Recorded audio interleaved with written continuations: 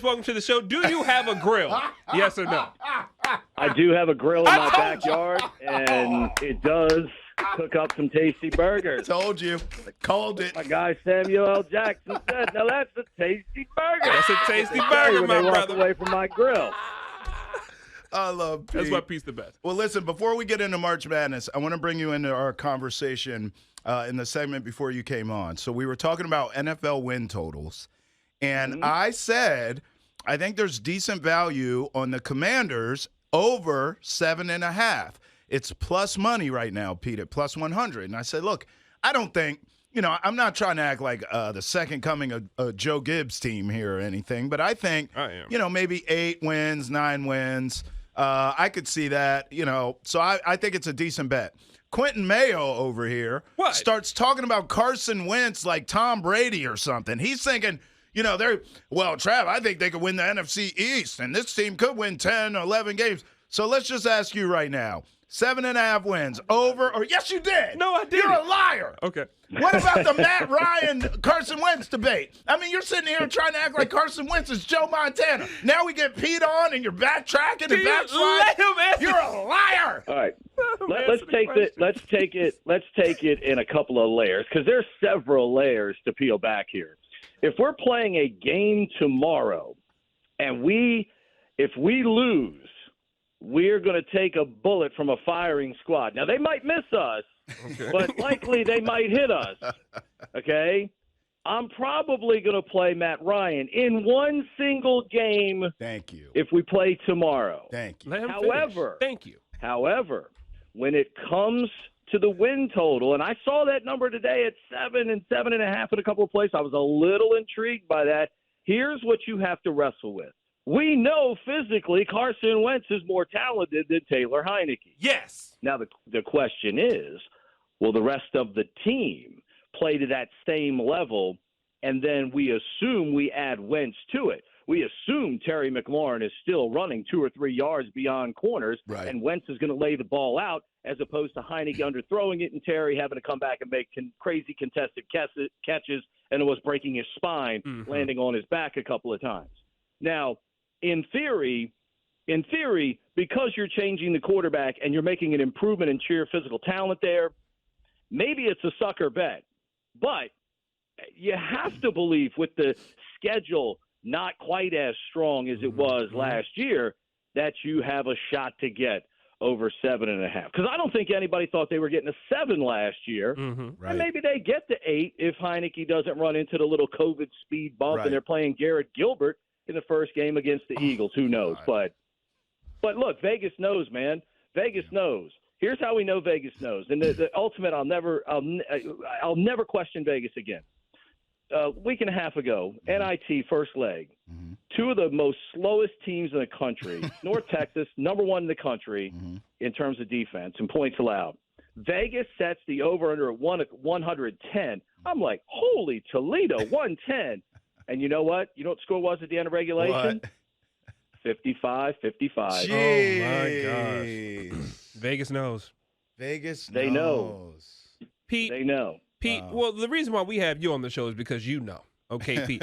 So now let's talk about this Indianapolis Colts team really quickly. So they do get Matt Ryan, of course, under center. Now, I understand. I get it. You feel like Carson Wentz is a wild card. You don't know what version of him you're going to get night in and night out. You want to go with something a little more consistent. I mean, it's not going to go 0 to 60 in 2.2, but it's going to get you from point A to point B, and it's not going to throw you on the side of the road, which Carson Wentz has done a few times, like that time when he sprained both of his ankles. And I don't even know how you can sprain both of your ankles at the same time. But you love him. But I do love him. So with that being said, how do you feel about the addition of him in the in Indianapolis? And on top of that, the win total was what, 9.5, Travis? For the Colts? For the Colts? Yep, 9.5. Even money, too. Minus 110 both sides. Minus 110 both ways. Would you take the over or the under on the Colts win total next year of 9.5?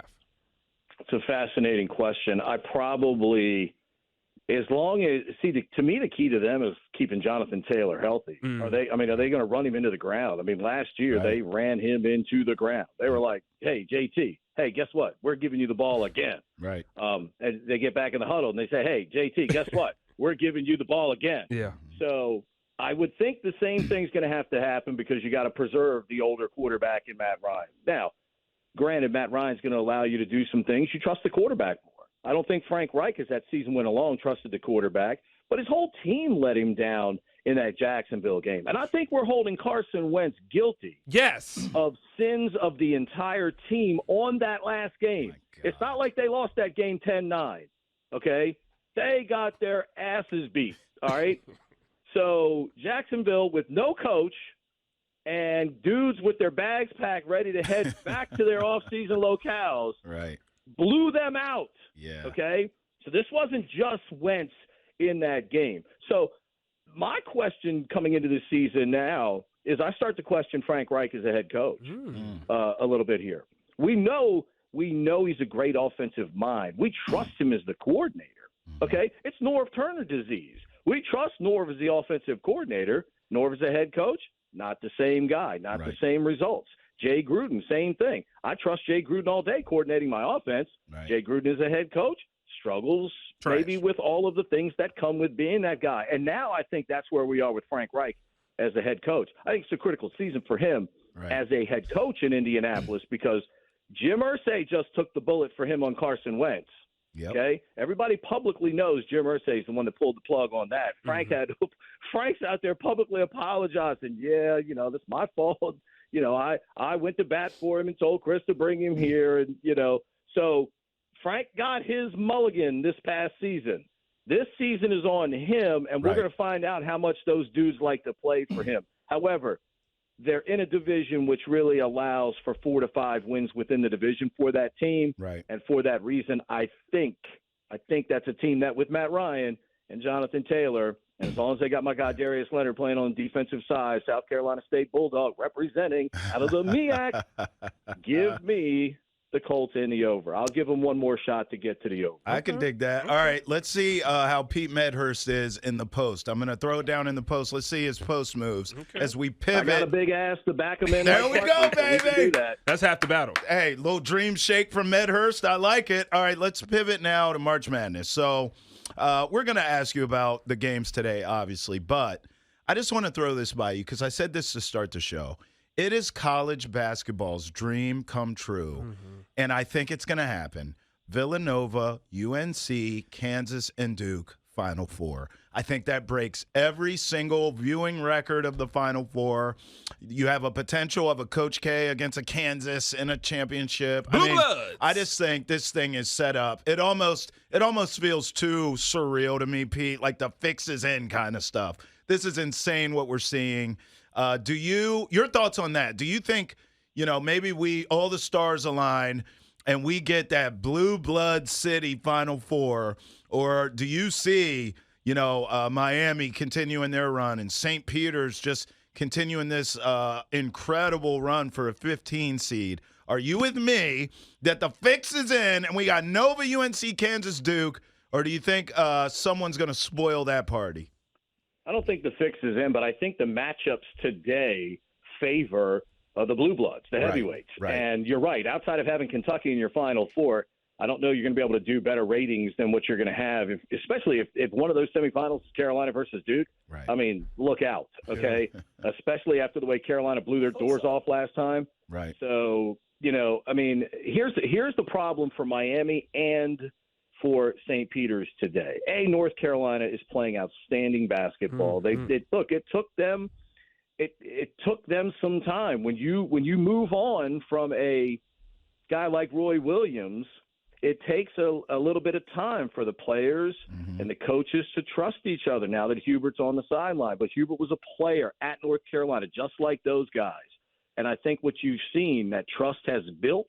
His guards have gotten better. At times, my one concern is they forget about Baycoat. Sometimes down on the box, Baycoat today should be able to do some business down there since St. Peter's, best big man is 6'7". So they got to throw the ball into Baycoat today, get him going in this game to get it going for their guards. But also on the other standpoint, I love what Coach L's team has done during the course of this tournament. They play 5 out, but what they run into today is a big who can go out and guard on the perimeter, and David McCormick. David McCormick can go out there and guard Wardenberg, the big tall white kid from Miami who's been really good shooting from the top of the key, but also facilitating offense. Pocket passes to cutters that has been – I mean, he's really played well. But David McCormick now can go out and guard him. Yeah. They've played some people that have not had bigs that could go out on the perimeter and guard in a 5-out situation. And I think because of that, I think it's a good game. But I think in the end, I think Kansas look, with Remy Martin back, they're just a different team. They're much more explosive offensively. And I think, I think they're playing good basketball right now. And I trust Hubert and Carolina. They've played terrific down the stretch. They went into Duke and blew out, Krzyzewski in his final game there. And their guards have continued to play outstanding basketball in this tournament. So I think we get, Miami today or Kansas today over Miami. And I think we finally get Carolina to knock out. Send Shaheen Holloway up to Seton Hall to coach the Pirates. Because that run probably comes to an end today.